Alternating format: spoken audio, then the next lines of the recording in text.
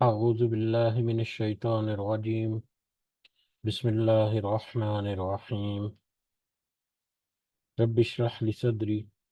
ويسر لي أمري واحلل عقدة من لساني يفقه قولي. رب يسر ولا تعسر وتمم بالخير. اللهم لا سهل إلا ما جعلته سهلا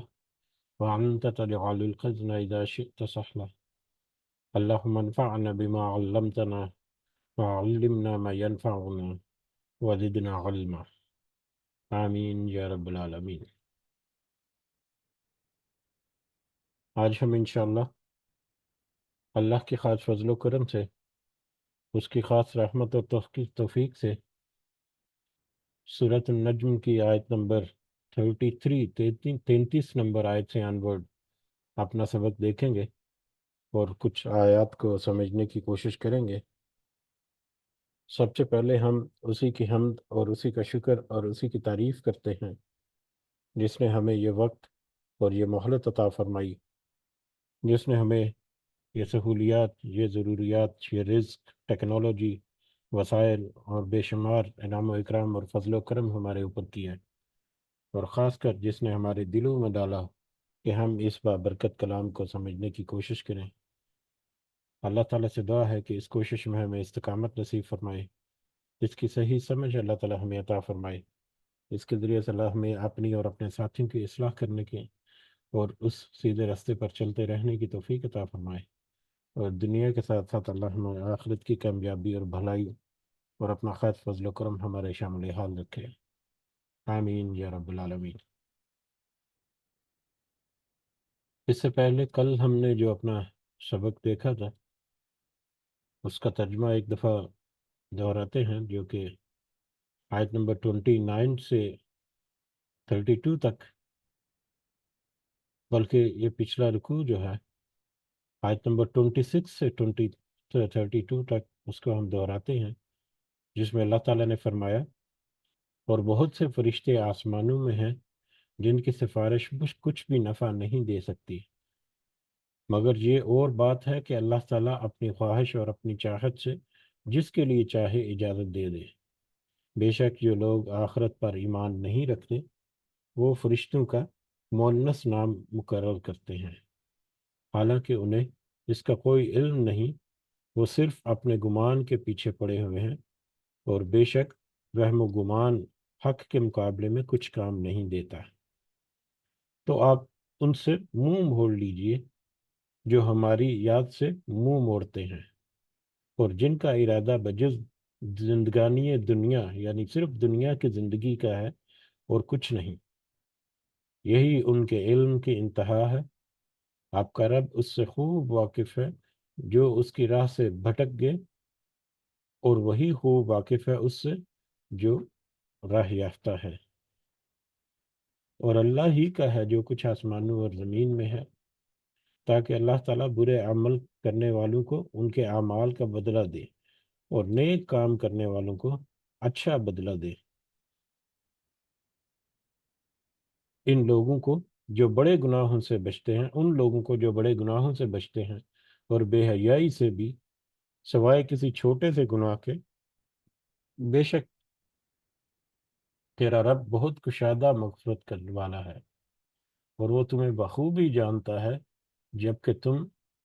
جبکہ اس نے تمہیں زمین سے پیدا کیا، اور جبکہ تم اپنی ماؤں کے پیٹ میں بچے تھے، پس تم اپنی پاکیزگی آپ بیان نہ کرو، وہی پرہیزگاروں کو خوب جانتا ہے۔ یہ ہمارا کل کا سبق تھا، اور ہم نے دیکھا کہ کل کے سبق میں بھی اللہ تعالیٰ نے اپنے علم کی طرف، اپنے علم کی وسعت کی طرف اشارہ کرنے کے لیے جو ایک مثال یا ایک نقطہ جو ہے وہ ہمارے سامنے اس آیت میں موجود ہے، کہ اللہ تو تمہیں اس وقت سے جانتا ہے جب تم زمین سے پیدا کیے گئے،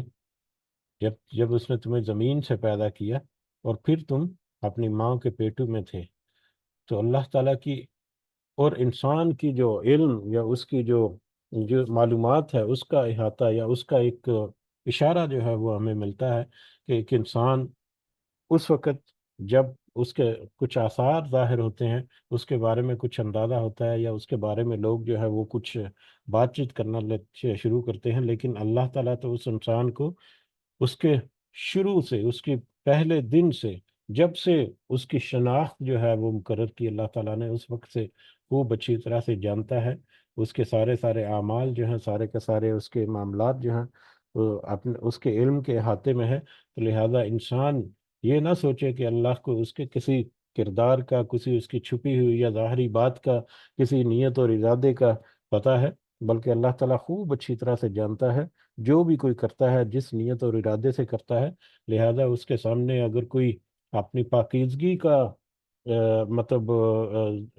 کے بارے میں گمان کرتا ہے یا گھمنڈ کرتا ہے، تو اللہ تعالیٰ اس کو خوب اچھی طرح سے جانتا ہے۔ یہ ہر طرح کے لوگوں کے لیے یہ آیت جو ہے یہ ایک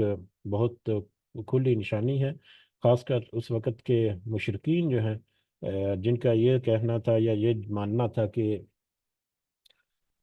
وہ آپ ایک سیدھے رستے پر ہیں، وہ ٹھیک رستے پر ہیں، اپنے آباء و اجداد نے کے جو ان کے لیے جو بھی نظریات اور عقائد اور افکار تھے، انہی کے اوپر ہیں، اور وہی کامیاب ہیں۔ اور ایسے لوگ جو ہیں وہ، یعنی کہ ان کو کوئی ضرورت نہیں کہ اپنے دین کو فائن ٹیون کریں، اپنے معاملات، اپنے روحانی اور معاملات اور عقائد کو فائن ٹیون کر کے اپنے کسی مذہب کو تبدیل کریں یا اس طرح کے سارے معاملات۔ اور اس کے علاوہ وہ اپنے آپ کو بڑے بڑے حاکم یعنی کہ اپنے آپ کو بڑے مطلب عقل مند اور بڑے علم والے اور بڑے روب اور دبدبے والے سمجھتے تھے، جبکہ اللہ کے علم کے مقابلے میں ان کے علم کی حیثیت جو ہے وہ کوئی معنی نہیں رکھتی، کچھ بھی مقام نہیں رکھتی۔ اور آیت نمبر 32 تک ہم نے جو دیکھا کہ جو پہلے واپس آتے ہیں جی، آیت نمبر 32 تک ہم نے جو آیات پڑھی، ان سے پہلے اس سورہ مبارکہ کے تعارف میں ہم نے جو ذکر کیا کہ یہ سورہ مبارکہ جب نازل ہوئی، تو نبی کریم صلی اللہ علیہ وسلم نے اس کو بھرے مجمع میں کھلے عام پبلکلی خطاب کر کے یا پبلکلی اس کو تلاوت کیا، حرم میں، مسجد حرم میں۔ اور اس کے نتیجے میں اس قدر پر اثر یہ آیات تھیں کہ اس کے نتیجے میں جب اس کی آخری آیت پر سجدہ کیا نبی کریم صلی اللہ علیہ وسلم نے، تو سارے کے سارے لوگ، چاہے وہ مسلمان تھے چاہے وہ مشرک تھے، سب کے سب سجدے میں گر پڑے۔ اب ہم دیکھتے ہیں کہ پہلی جو آیات ہے، شروع کی آیات، اس پورے سورہ مبارکہ کا انداز بیان، اس کے جو موضوعات ہیں، اور ان موضوعات میں جس جو انفارمیشن یا جس اینگل سے ان موضوعات کو اللہ تعالیٰ نے احاطہ کیا ہے ان آیات میں، وہ بہت ہی پر اثر ہے، وہ بہت ہی متاثر کن ہے۔ ہمارے لیے یہ ہے کہ کیونکہ ہم اس کو اردو زبان میں یا اپنی زبان میں کنورٹ کر کے کچھ سمجھنے کی کوشش کرتے ہیں، ہماری زبان جو ہے وہ اس کا صحیح معنی اور مفہوم جو ہے اس طرح سے ریفلیکٹ نہیں کر سکتی جو کہ اس کی اصل زبان عربی میں ہے۔ لہٰذا جب بھی پڑھیں گے ان آیات کو، ہم اپنی یعنی اس مجلس کی بھی بات نہیں کرتے، اگر کوئی بھی بندہ جو عربی کو خوب اچھی طرح سے جانتا ہے لیکن بنیادی طور پر وہ اردو کو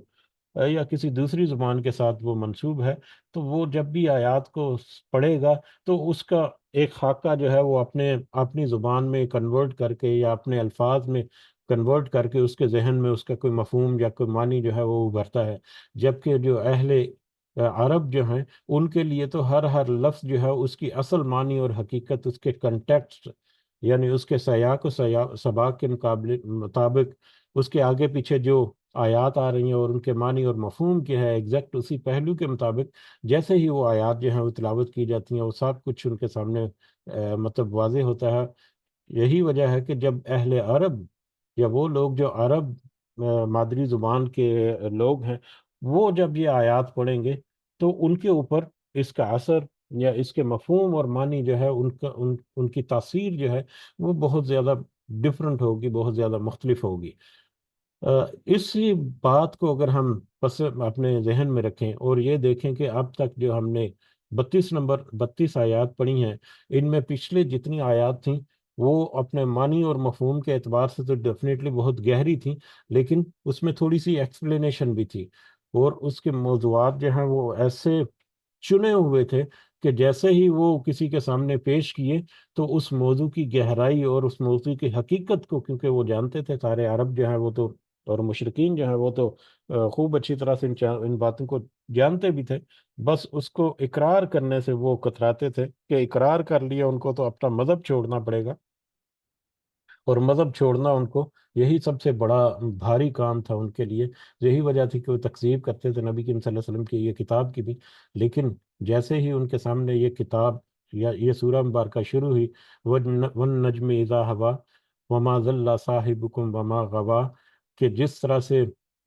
یہ صبح، وہ ستارہ جو صبح کے وقت میں غائب ہو جاتا ہے اور روشنی نمودار ہو کر تمہارا ارد گرد جو ہے وہ اس کو روشن کر دیتا ہے، اسی طرح سے یہ تمہارا ساتھی جو ہے وہ تمہارے سامنے وہ سارا کچھ پیش کر رہا ہے جو تمہاری زندگی کو روشن کرنے والا اور تمہارے راستوں کو مزید واضح کرنے والا ہے تمہارے اوپر۔ اور پھر اس کے بعد جس انداز سے موضوعات فرشتوں کے بارے میں، کہ یہ جو مشرقین ہیں ان کے عقائد و نظریات کیا ہیں، افکار کیا ہیں ان فرشتوں کے متعلقہ، جبکہ ان فرشتوں کی اصل حقیقت اور حیثیت یہ ہے، کیا ہے ان کی اصل پہچان، کیا ہے آئیڈینٹیفیکیشن کیا ہے، اور یہ تمہارا ساتھی جو ہے صلی اللہ علیہ وسلم، وہ تمہارے سامنے کوئی سنی سنائی بات تمہاری طرح نہیں، بلکہ وہ تو اپنی آنکھوں دیکھا مشاہدہ تمہارے سامنے پیش کر رہا ہے، تو کیوں تم اس کے بارے میں اختلاف کرتے ہو، یا کیوں تم اس کا انکار کرتے ہو؟ تو یہ ساری اس انداز میں پیش ہوئی کہ وہ جیسے جیسے آیات آگے بڑھتی جا رہی ہیں، ویسے ویسے ان کی طرف اٹریکشن، یا ان کی طرف جو اس کی تاثیر جو ہے وہ بڑھتی جا رہی ہے، وہ کم ہونے کا نام نہیں لے رہی، یہ بلکہ بڑھتی جا رہی ہے۔ اور اب ہم نے دیکھا کہ آیت نمبر 32 پر جا کر، اب اگر ہم اس سچویشن کو ویژولائز کرنے کی کوشش کریں کہ وہاں پر جتنے حاضرین ہیں، چاہے وہ مشرقین ہیں، کافر ہیں، چاہے وہ مسلمان ہیں، جن کے سامنے یہ آیات تلاوت کی جا رہی ہیں، وہ پورے کے پورے کھبے ہوئے ہیں، پورے کے پورے ڈوبے ہوئے ہیں ان آیات کے اثر میں۔ اور یہ آیات آگے جب چلیں گے، آیت نمبر 33 سے انور، تو پہلے تو کسی موضوع کے اوپر تھوڑی سی تفصیل یا تھوڑی سی لمبی بات ہے، آگے تو جا کے بالکل مختصر بات میں جب ان کے ذہن جو ہے پوری طرح سے فوکسڈ ہیں، تو اس وقت اللہ تعالیٰ ان کو چھوٹی چھوٹی سی آیات جو ہیں ان کے سامنے رکھ کر کہہ رہے ہیں کہ ذرا یاد کرو کہ تمہارے ساتھ یہ بھی ہوا، تمہارے اوپر یہ بھی انعام کیا، تمہارے لیے یہ بھی نشانی ہے، تمہارے پچھلے رسولوں نے، ابراہیم اور موسیٰ علیہ السلام جو ہے انہوں نے، ان کے صحیفے جو ہیں ان میں بھی یہ موجود ہے، کہ مطلب جو کوئی کمائے گا اسی کے مطابق اسے وہ بدلہ دیا جائے گا، اور آخرت میں تم کو ضرور حاضر ہونا ہے، اور تم اس سے پیچھا نہیں چھٹکا سکتے، اور کوئی اس آخرت کے دن کو ٹال نہیں سکتا، اور یہ سارا کچھ تمہارے سامنے ہونے کے باوجود کیسے کیسے مطلب تم انکار کرتے ہو، اور کیسے تم اس سے منہ پھیرتے ہو، اور اگر تم ایسا ہی رویہ رکھو گے تو تمہاری انجام کیا ہوگا؟ لہٰذا تمہارے لیے اب بھی وقت ہے کہ تم پلٹ آؤ اس رب کی طرف، اور پھر اس کو سجدہ کرو اور اس کی عبادت اور بندگی کرو، اگر تم آخرت میں اپنی بھلائی اور اپنا نفع چاہتے ہو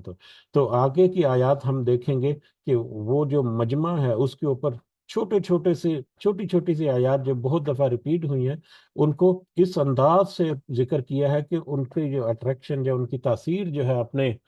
سامعین کے اوپر، وہ بجائے گرفت کمزور ہونے کے یا ڈھیلی ہونے کے اور زیادہ مضبوط ہوتی ہے، اور زیادہ مطلب گہری سوچ میں ان کو لے کر جاتی ہے۔ اور پھر اس سورہ مبارک کی آخری آیت پر آ کر جب وہ سجدہ کرتے ہیں، نبی کریم صلی اللہ علیہ وسلم ان کے پیچھے سب سجدہ کرتے ہیں، سجدے سے جب فارغ ہوتے ہیں تو پھر وہ واپس اس دنیا میں آتے ہیں، اور پھر وہ سوچتے ہیں کہ ہم کہاں کریں۔ اور یہی وجہ ہے کہ جب انہوں نے سجدہ کیا،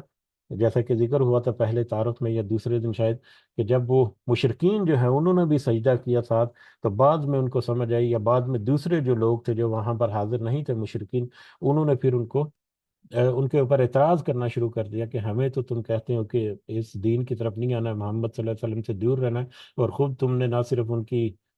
باتیں سنی، اس کلام کو سنا، بلکہ ان کو سجدہ بھی کر دیا۔ تو اس بات کو پھر ٹالنے کے لیے، یا اپنے وہ جو ان سے ہو گیا ایک میٹر، اس کو جسٹیفائی کرنے کے لیے انہوں نے اپنی طرف سے کچھ جھوٹ کیا پیش کیا کہ جب لات منات اور عزا کی آیات آئیں تو اس کے بعد ہمیں لگا کہ کچھ آیات ایسی نبی کریم صلی اللہ علیہ وسلم نے پڑھی جس سے ان بتوں کی لات منات اور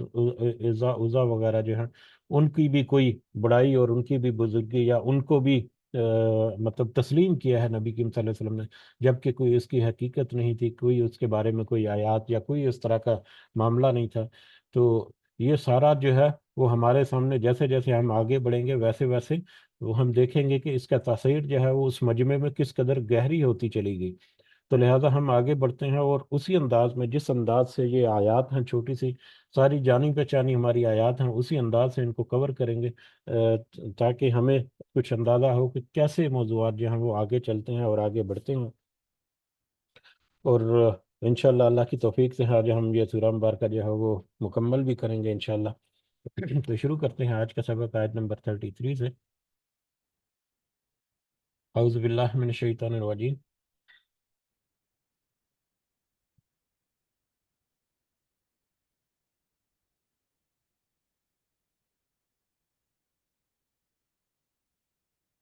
افرائیت الذی، پھر بھلا آپ نے دیکھا ہے اس شخص کو جس نے تولا، جس نے منہ موڑ لیا؟ کیا بھلا آپ نے کسی ایسے شخص کو یا آپ نے اس شخص کو دیکھا ہے جس نے منہ موڑ لیا؟ وہ آتا، اور اس نے دیا، اس نے عطا کیا یا دیا، قلیلاً تھوڑا سا، وہ عقدہ، اور ہاتھ روک لیا اور پھر ہاتھ روک لیا۔ اب یہ پہلی دو آیات یا تین آیات جو ہیں وہ در حقیقت ایک تمہید کے طور پر ہیں، بلکہ تیسری آیت بھی پڑھتے ہیں، آئندہ، کیا اس کے پاس علم الغیبی، غیب کا علم تھا، فہو یرا، پر جس کے ذریعے سے پس وہ سب کچھ دیکھ رہا تھا۔ کیا آپ نے صلی اللہ علیہ وسلم اس شخص کو دیکھا جس نے منہ موڑ لیا، تھوڑا سا عطا کیا، تھوڑا سا دیا، تھوڑا سا خرچ کیا اور پھر اپنا ہاتھ روک لیا؟ کیا اس کا یہ رویہ جو ہے اس کے پاس کسی کے غیب کا علم تھا جس کی بنیاد پر اس کا یہ رویہ تھا کہ وہ سب کچھ دیکھ رہا تھا کیا ہو رہا ہے؟ اب اس آیت کے کچھ علماء جو ہیں بلکہ اکثر مفسرین، اکثر جو ہیں ترجمے اور تفسیر جو ہیں اس میں ہم نے دیکھا کہ ولید بن مغیرہ کے بارے میں ذکر کیا گیا ہے، اور کچھ جو ترجمے ہیں یا کچھ تفسیر جو ہیں اس میں یہ عام خطاب کے طور پر یا عام آیت کے طور پر یہ ہے۔ تو دونوں انداز سے اگر ہم سمجھیں تو ولید بن مغیرہ کے بارے میں کہا جاتا ہے کہ وہ نبی کریم صلی اللہ علیہ وسلم کی دعوت پر مطلب نبی کریم صلی اللہ علیہ وسلم کی دعوت جو ہے وہ اس پر اثر کر چکی تھی، اور وہ ایمان لانے کا ارادہ جو ہے وہ کر چکا تھا۔ اسی اسنا میں اس کے کسی ایک مشرک دوست کو جب یہ پتا چلا کہ ولید بن مغیرہ جو ہے وہ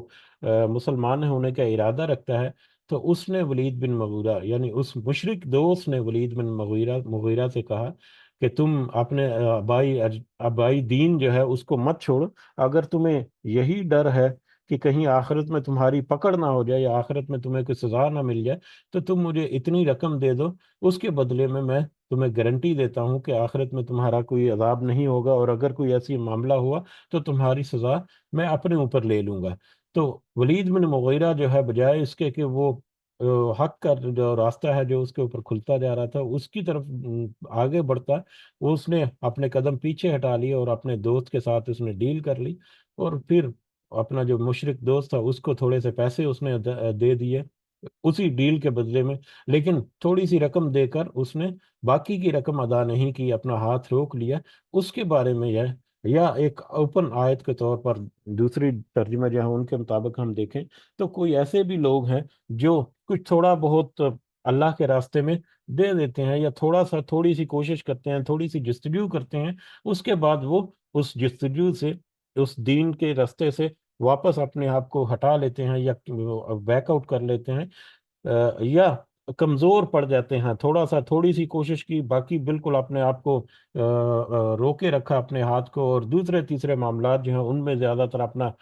وقت جو ہے یا اپنے وسائل جو ہیں وہ صرف کرتے رہے۔ تو ایسے ہر طرح کے لوگ کے بارے میں کہ کیا ان کا یہ رویہ جو ہے کہ بس اتنا ہی کافی ہے، یا بس جتنا انہوں نے کر لیا بس وہی کافی ہے، کیا ان کا رویہ ان کے کسی علم غیب کی وجہ سے ہے کہ ان کو سب پتہ ہے کہ انہوں نے جتنا جتنا اللہ کے راستے میں خرچ کر دیا یا جتنی کوشش کر لی یا جتنا انہوں نے تھوڑا بہت کر لیا، بس یہی کافی ہے ان کی آخرت میں چھٹکارے کے لیے، یا ان کے آخرت میں ان کے مطلب جنت حاصل کرنے کے لیے یا آخرت میں کامیابی حاصل کرنے کے لیے۔ تو دونوں طرح کے لوگ جو ہیں اس میں آ جاتے ہیں، کہ جو سمجھتے ہیں کہ جو تھوڑا بہت وہ کام کر رہے ہیں بس یہی کافی ہے، بلکہ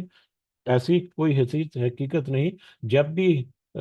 کوئی کام کرے تو وہ پوری طرح سے اس کی توجہ کے ساتھ دین کے راستے میں کرے گا، تو تبھی وہ اس کا پوری افادیت جو ہے وہ حاصل کر سکتا ہے۔ ادروائز چھوٹے موٹے کم کر کے اگر وہ ادھر ادھر اپنے وسائل جو ہے ضائع کرے گا تو ان کا کوئی فائدہ جو ہے اسے نہیں ہوگا۔ تو ولید بن مغیرہ کے بارے میں زیادہ کیونکہ مطلب ہمیں ملتا ہے تو اسی کو ہم بنیاد بنا کر اگر کریں کہ کیا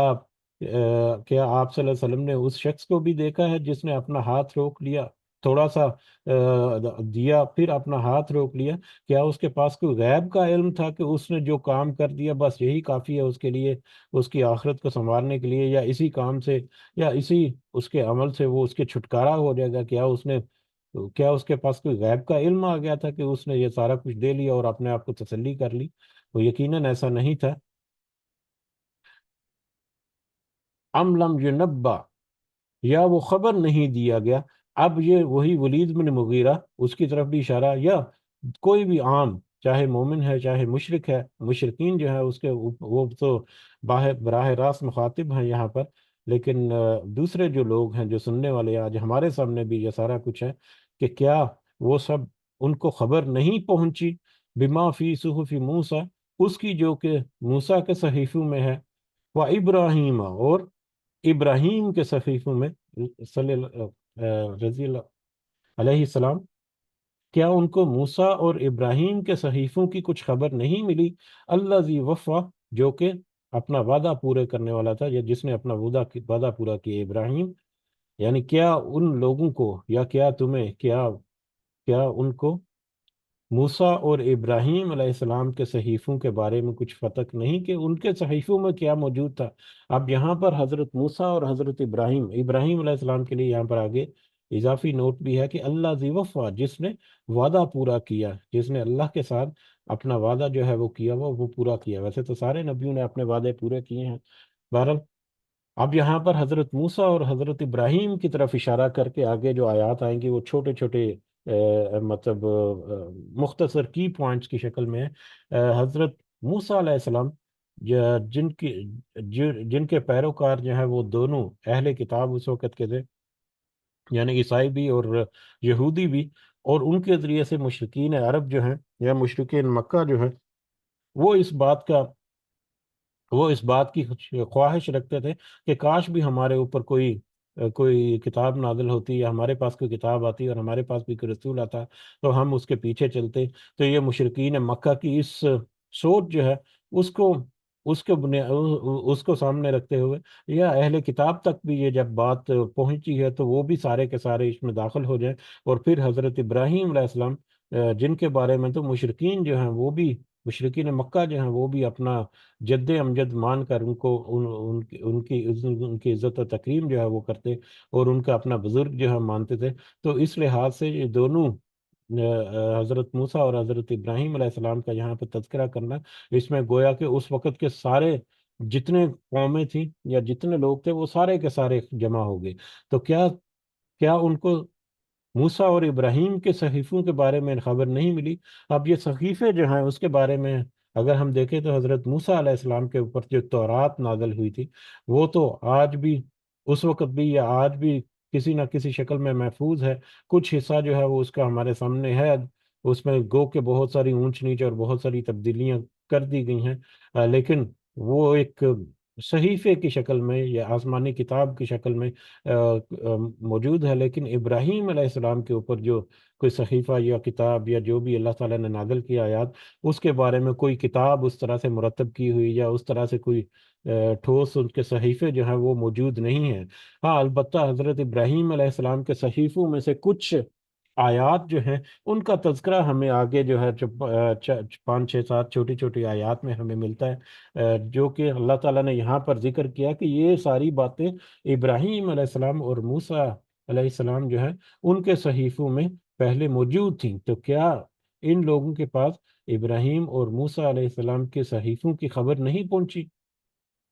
وہ کیا خبر تھی جو حضرت ابراہیم اور حضرت موسیٰ علیہ السلام کے صحیفوں میں تھی؟ اللہ تزر وازرۃ وزر اخری، یہ کہ نہیں بوجھ اٹھائے گی کوئی جان کسی دوسری جان کا، کوئی جان کسی دوسری جان کا بوجھ نہیں اٹھائے گی قیامت کے دن، جیسا کہ ولید بن مغیرہ کے کیس میں کہ اس نے اپنا آخرت کا بوجھ جو ہے وہ اپنے دوست کے اوپر، اپنے مشرک دوست کے اوپر لاد گیا، وہ اس کو کچھ رقم دے کر، تو یہ اس کی خام خیالی، یا اس کے علاوہ باقی جو لوگ جو اس طرح کے نظریات رکھتے ہیں کہ اس کی خیام خیالی کہ کوئی دوسرا ان کی مدد کر دے گا آخرت میں ان کے عذاب سے چھٹکارا یا ان کی سزاؤں میں کمی دلانے کے لیے، یا کوئی فرشتے وغیرہ یا اس طرح کے، جیسے کہ پچھلی آیات میں ہم نے دیکھا، تو یہ خام خیالی ہے اس کی، نہیں کوئی بوجھ اٹھائے گی کوئی جان کسی دوسری جان کا، ہر ایک کو اپنے گناہوں کا یا اپنے بوجھ کا اپنا جو وزن ہے وہ خود ہی اٹھانا پڑے گا، اپنے سارے حساب جو ہے وہ خود ہی اس کو چکتا کرنے پڑیں گے۔ وَأَن لَيْسَ لِلْإِنسَانِ، اور یہ کہ نہیں ہے انسان کے لیے الا ما شاء، مگر وہی جو اس نے کوشش کی، جو کچھ بوجھ ہے اس کو خود ہی اٹھانا پڑے گا، کوئی دوسرا بوجھ نہیں اٹھائے گا، اور جو کچھ کوشش کرے گا اس دنیا کی زندگی میں اس کے مطابق ہی آخرت میں اس کو بدلہ جو ہے وہ دیا جائے گا، یعنی دنیا میں اگر جس قدر وہ کوشش کرے گا اسی قدر اس کو آخرت میں اس کا بھلا یا اس کا انجام جو ہے وہ ہوگا۔ وَأَنَّ سَعْيَهُ سَوْفَ يُرَىٰ، اور یہ کہ بے شک اس کی کوشش جلد دیکھی جائے گی، عن قریب اس کے جو کوشش ہے، اس کے جو اعمال ہیں، یا اس کے جو بھی وہ کام کرتا رہا، عمل کرتا رہا، عن قریب وہ سارے اس کے عمل جو ہیں وہ اس کے سامنے کھول کر رکھ دیے جائیں گے، یعنی قیامت کے دن۔ ثم یجزاہ الجزاء الاوفا، پھر وہ بدلہ دیا جائے گا اس کا بدلہ پورا پورا، یعنی وہ اپنے اعمال کا پورا پورا بدلہ وہاں پر دیا جائے گا، جو اس نے جس بدلے کا اس سے وعدہ کیا گیا۔ اوفا، وعدہ کرنا، وعدہ وفا کرنا جیسے ہوتا ہے کہ جس بدلے کا اسے وعدہ کیا گیا وہ بدلہ اس کو پورا پورا وہ بدلہ جو ہے وہ اس کو دے دیا جائے گا۔ وَأَنَّ إِلَىٰ رَبِّكَ الْمُنتَهَىٰ، اور یہ کہ بے شک آپ کے رب ہی کی طرف انتہا ہے یا آخر کار، سب کو اس کے آپ کے رب ہی کی طرف لوٹنا ہے، کوئی اس سے استثناء نہیں ملے گا، سب کے سب وہاں پر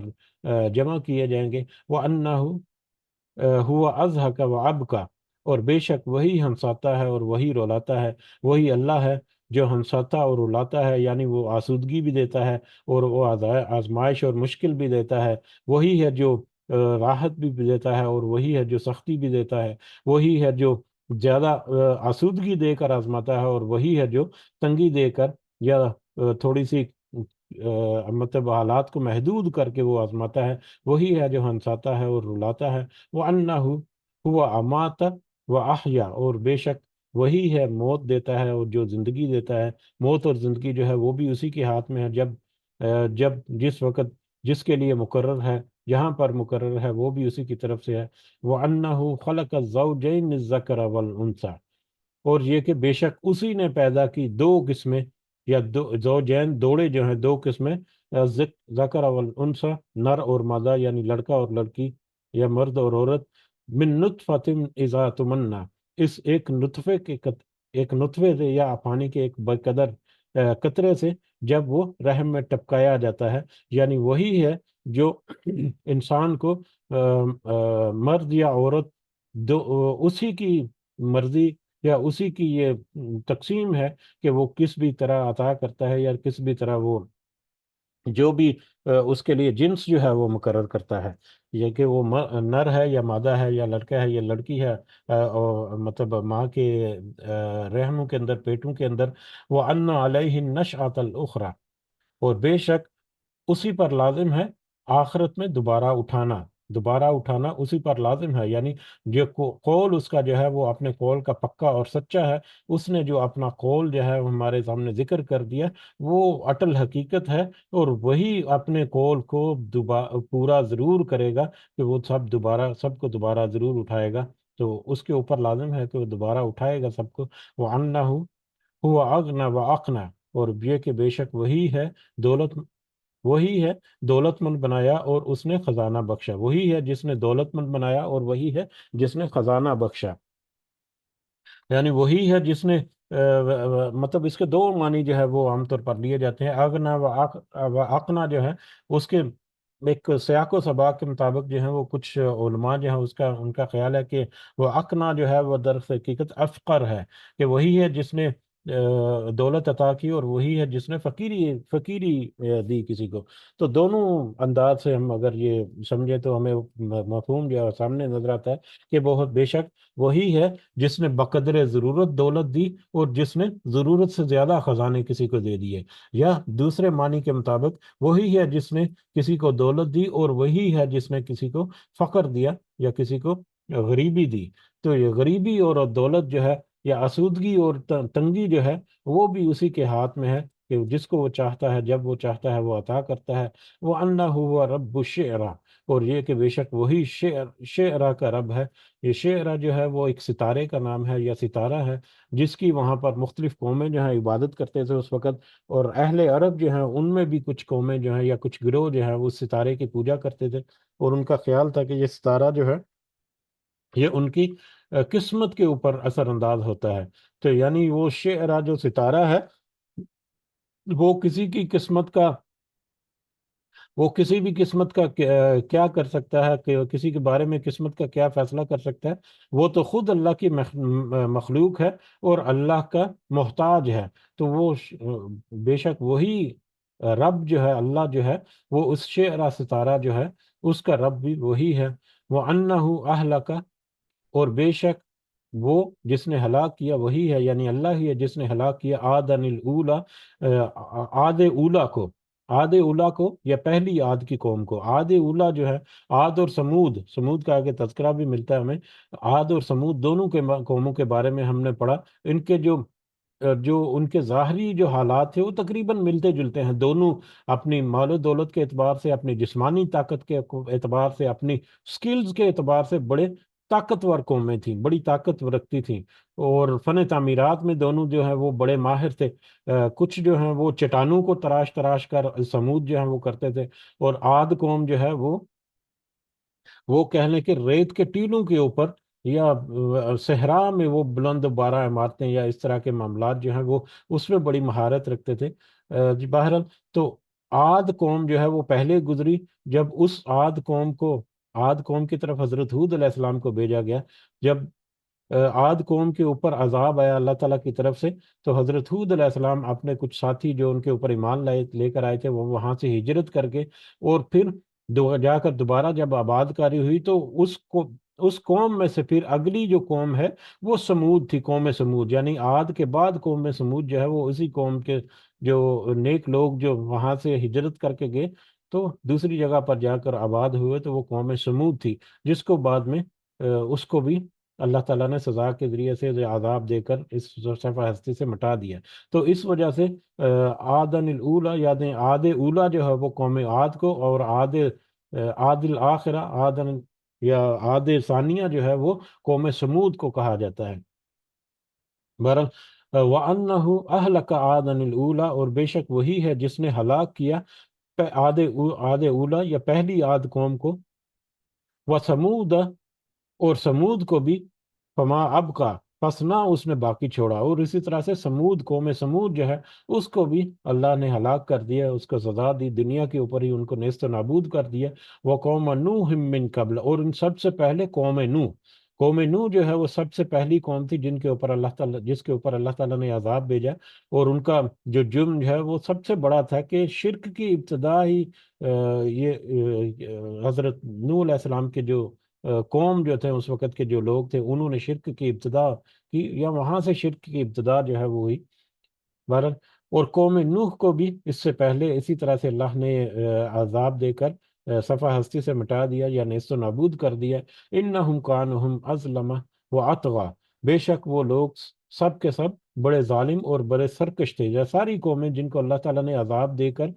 دنیا سے چلتا کیا اور ان کا نام و نشان جو ہے وہ مٹا دیا، یہ ساری کی ساری قومیں جو ہیں وہ بڑی ظالم اور بڑی سرکش تھیں. اب یہ ساری آیات جو ہیں یہ صحف موسیٰ اور صحف ابراہیم، یعنی حضرت ابراہیم اور حضرت موسیٰ علیہ السلام کے جو صحیفے ہیں ان کے کنٹینٹ جو ان میں بھی یہ ساری واقعات جو ہیں اللہ تعالیٰ نے ذکر کیے ہیں. یہ ان کا کہہ لیں کہ ان سے ریفرنس جو ہے اللہ تعالیٰ نے کہا کہ حضرت موسیٰ اور حضرت ابراہیم علیہ السلام کے صحیفوں میں بھی یہ سارا کچھ جو ہے اس سے پہلے ذکر ہو چکا. والمؤتفقۃ احوا، اور الٹ جانے والی بستی کو زمین پر گرا مارا. یہ جانے والی بستی کون سی ہے؟ یہ قوم لوط ہے، جس کو تلپٹ کر دیا، جس کو مطلب اٹھا کر ان کے سر کے بل جو ہے ان کے منہ کے بل یا ان کے سر کے بل جو ہے زمین پر الٹ دیا اللہ تعالیٰ نے. تو یہ اس قوم کی طرف اشارہ ہے، قوم لوط کی طرف، کہ الٹ جانے والی بستی کو زمین پر گرا مارا اور پھر فغشاها، پھر ڈھانپا اس بستی کو، ما غشا، جس نے ڈھانپا یعنی پھر اس نے کسی ڈھانپنے والی چیز سے اس بستی کو ڈھانپ دیا. یہ وہی قوم لوط جو ہے اس کو وہ الٹا کر کے پٹک دیا اور اس کے بعد ڈھانپنے والی چیز سے اس کو ڈھانپ دیا. یہ ڈھانپنے والی چیز کیا ہے؟ یہ کچھ کا خیال ہے کہ اس وقت ان کو نہ صرف الٹ کر مطلب پھینک دیا اللہ تعالیٰ نے، بلکہ ان کے اوپر کنکروں کی بارش بھی ہوئی. تو یہ کنکری کی بارش بعد میں ان کے اوپر برسائی گئی، یہ اس کی طرف بھی اشارہ ہے. یا کچھ کے خیال میں یہ آج بھی کچھ خیال یہ پایا جاتا ہے کہ جو بحیرہ مردار جو ہے، ڈیڈ سی جو ہے، وہ اس کے نیچے جو ہے وہ آج بھی کچھ اثرات ایسے ہیں ان کی. اگر کھدائی یا اس کی تہوں میں اگر جا کر تہوں میں کھدائی کر کے اگر دیکھا جائے تو وہاں پر کچھ آثار جو ہیں ملنے کے کچھ شواہد ہیں کہ کوئی بستی یا کوئی ایسی قوم جو ہے وہاں پر آباد تھی، جس کو وہاں سے نیست و نابود ہو گئی، اور اس کے اوپر بحیرہ اسود جو ہے یا ڈیڈ سی جو ہے اس کا پانی جو ہے وہ وہاں پر آیا ہوا ہے. تو دوسرا یہ بھی ایک مطلب خیال کیا جاتا ہے کہ اس پانی کی طرف اشارہ ہے جو اس وقت سمندر کے شکل میں اس بستی کے اوپر آج بھی موجود ہے، جس نے اس بستی کو آج بھی ڈھانکا ہوا ہے یا ڈھکا ہوا ہے. تو بہرحال دونوں ہو سکتے ہیں کہ اس بستی کو جس کو الٹا کر اللہ تعالیٰ نے گرا مارا اور پھر اس کو مطلب پتھروں کی بارش سے یا پانی سے اس کو ڈھانپ دیا، اس کو ڈھک دیا. فَبِأَيِّ آلَاءِ، اب یہاں تک جو ہے یہ آیت نمبر 54 تک جو ہے یہ سارے پچھلے حضرت ابراہیم اور حضرت موسیٰ علیہ السلام کے صحیفوں میں سے اللہ تعالیٰ نے ذکر کیا کہ اس سے پہلے تو صحیفے جو ہیں ان میں بھی ذکر ہو چکا، اور ان میں ہم دیکھتے ہیں کہ دونوں طرح سے ایک انذار جو ہے وہ ہمیں ملتا ہے. ایک تو یہ ہے کہ براہ راست ان لوگوں کے بارے میں کہ جنہوں نے اپنے معاملات کو درست نہیں کیے، کہ وہ سارے کے سارے دیکھو اللہ کے حضور حاضر ہونا ہے اور ہر ایک کو اپنا بوجھ خود اٹھانا ہے، اور جو کچھ دنیا میں وہ عمل کرے گا وہی وہ آخرت میں بھی کمائے گا. اور نہ صرف تم بلکہ تم سے پہلے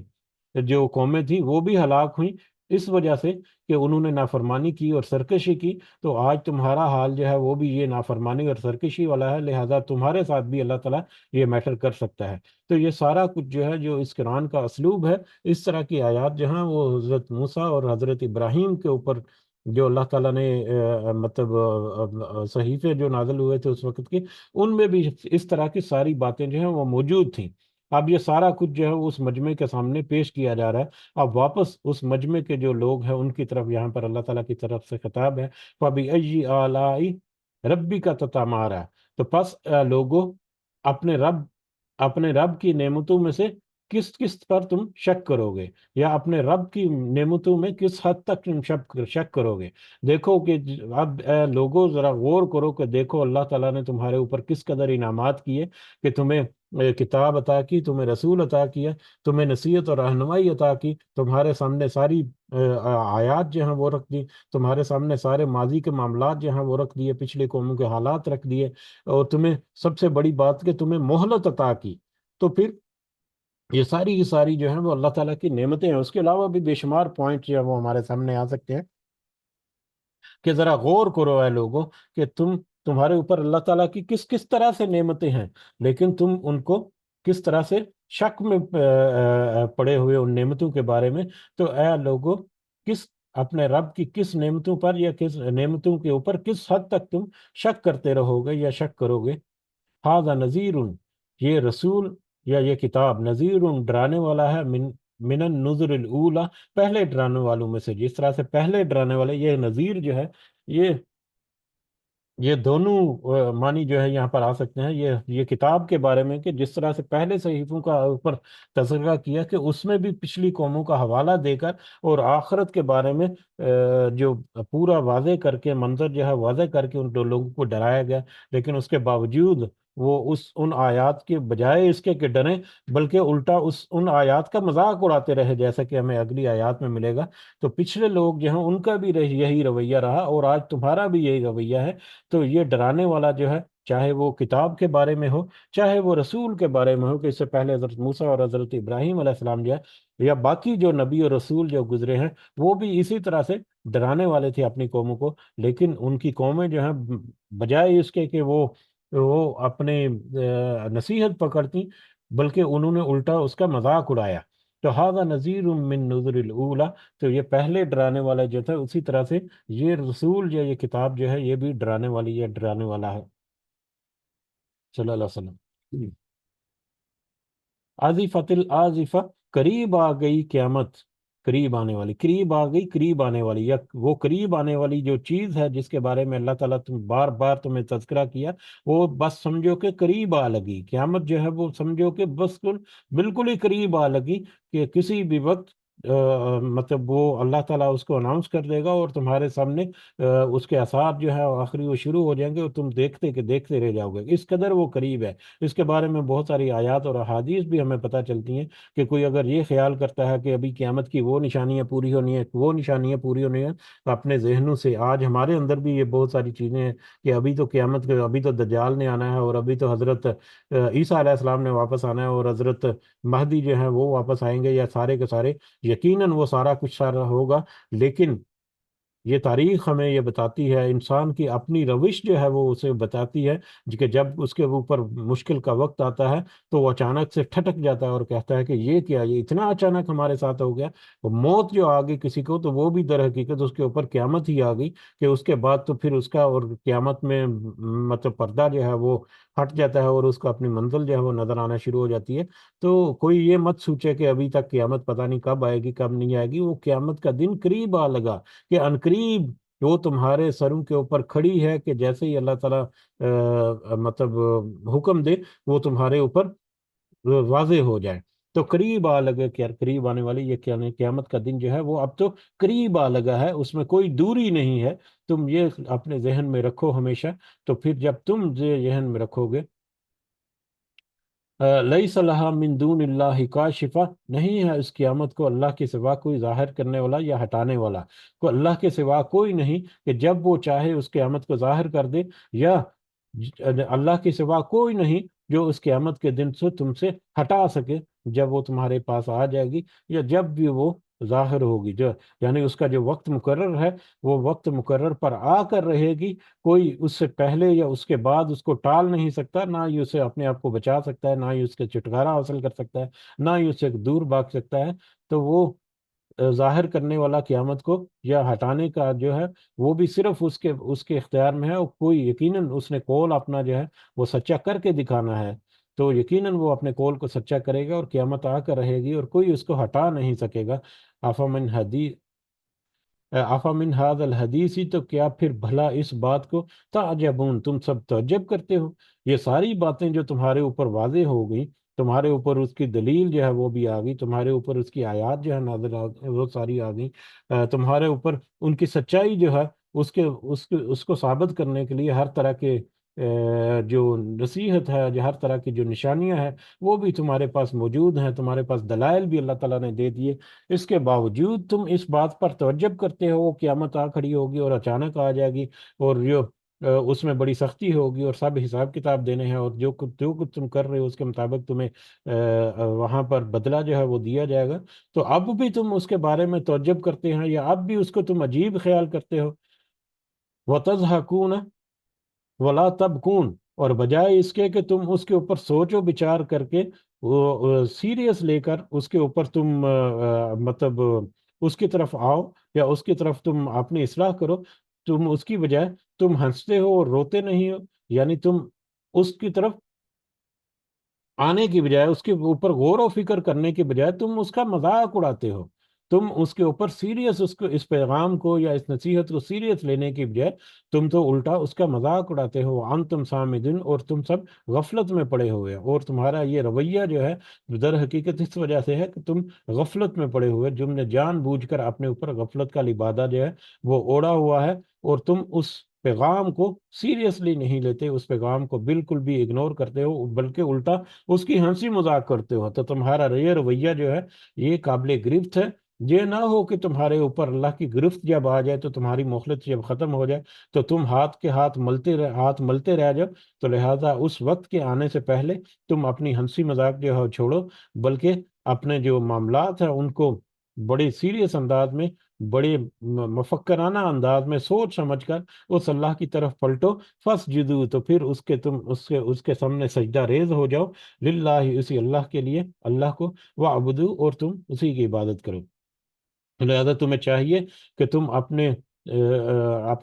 افکار جو ہیں ان کو سمیٹ کر، سیریس ہو کر، بڑی سمجھداری کے ساتھ ان آیات کو سمجھو، اور اس کے مطابق تم ایمان لے کر آؤ، یا اپنے ایمان کو تائید تازہ کرو، تر و تازہ کرو، اور پھر فسجدوا للہ وعبدو، اللہ ہی تم سجدہ کرو، اور تم اسی کی عبادت اور اسی کی بندگی کرو۔ یہ آیت سجدہ ہے، اس کے اوپر چند سیکنڈ جو ہے وہ سجدے کے لیے ہم دیتے ہیں انشاءاللہ۔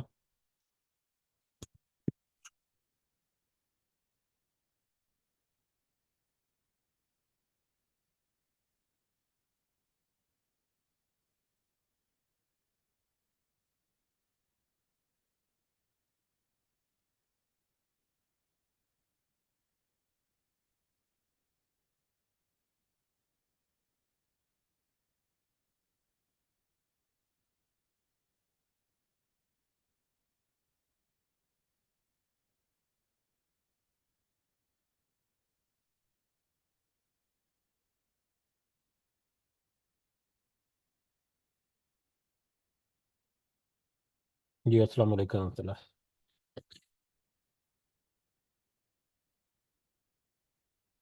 جی تو یہاں پر ہماری یہ سورہ مبارکہ جو ہے یہ بھی مکمل ہوئی، اور جیسا کہ آج ہم نے سبق شروع کرنے سے پہلے ہم نے دیکھا کہ اہل عرب جو ہیں، جب وہ ان آیات کو تلاوت کریں گے، کیونکہ ہم نے تو ترجمہ بھی دیکھا اور اس کو سمجھنے بھی کوشش کی آیات کو، اور یہ سارا کچھ اس کے درمیان درمیان میں، تو ہو سکتا ہے کہ ہمارے اوپر ڈیفینیٹلی ایسا ہی ہے کہ ہمارے اوپر تو وہ سچویشن نہیں طاری ہوئی، لیکن جو کوئی عرب جو ہے، عربی کو سمجھنے والا، یا اس کے معنی اور مفہوم کو جو علماء کرام ہے جو کہ خوب اچھی طرح سے جانتے ہیں، جنہوں نے پتہ نہیں کتنی دفعہ یہ معنی اور مفہوم جو ہے وہ پڑھے ہوئے ہیں، یاد کیے ہوئے ہیں، ان کے نظروں کے سامنے سے گزرے ہوئے ہیں، تو وہ لوگ جو جب اس سورہ مبارکہ کی تلاوت ایک ترتیب کے ساتھ جب کرتے ہیں، تو ڈیفینیٹلی یہ بہت ہی اثر انداز ہونے والی ذہنوں کے اوپر یہ سورہ مبارکہ ہے۔ یہی وجہ ہے کہ اس وقت جو مشرکین ہیں ان کے ساتھ یہ کیسا معاملہ ہوا،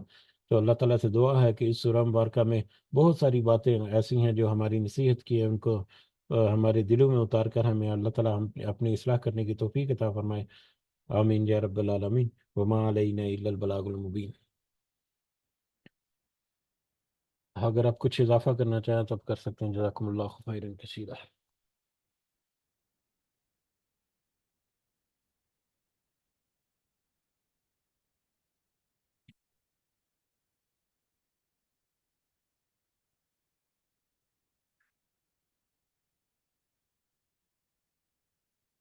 جی تو اجازت چاہتے ہیں پھر انشاءاللہ، سب کو دعاؤں میں ضرور یاد رکھیں، اللہ تعالیٰ سب کا حامی و ناصر ہو،